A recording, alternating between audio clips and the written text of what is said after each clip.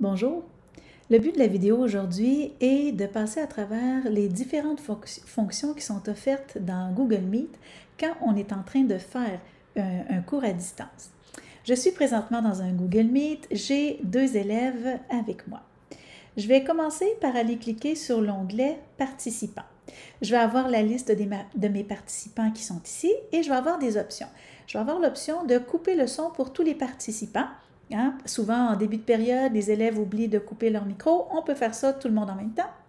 On peut ici ajouter des élèves qui ne se sont pas joints encore, ou on peut avoir accès aux commandes de l'ordinateur, de l'organisateur, c'est-à-dire on peut permettre ou pas de partager l'écran ou encore d'avoir accès à la conversation. Ici, à l'intérieur, on a la liste de nos participants. Si on veut seulement enlever le micro pour un élève, on a accès ici.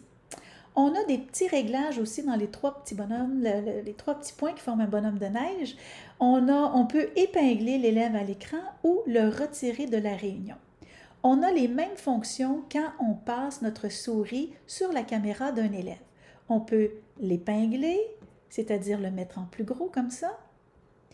On peut gérer son micro ici et on peut également le retirer, c'est-à-dire l'exclure de la période pour tout le restant de la rencontre. Ensuite, nous avons le clavardage. Dans le clavardage, vous pouvez permettre aux élèves d'écrire ou pas, et vous pouvez également le retirer.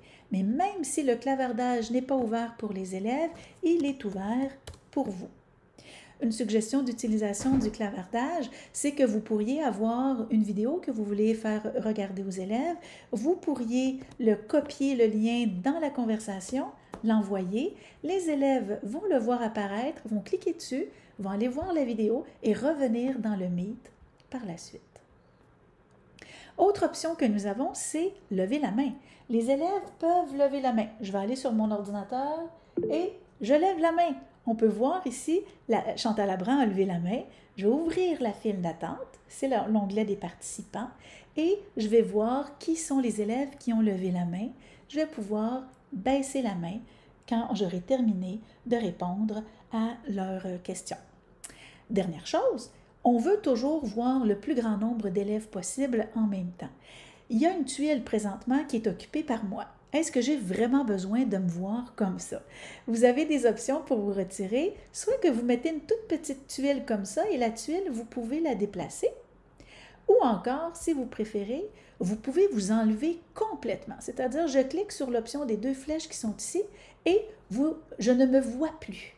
Vous, les élèves, eux, peuvent continuer à vous voir, mais vous ne vous voyez plus. Donc, ce que ça fait, c'est que ça vous laisse encore plus d'espace pour voir le plus grand nombre d'élèves possible. Alors, j'espère que cette vidéo vous a aidé. Bonne chance!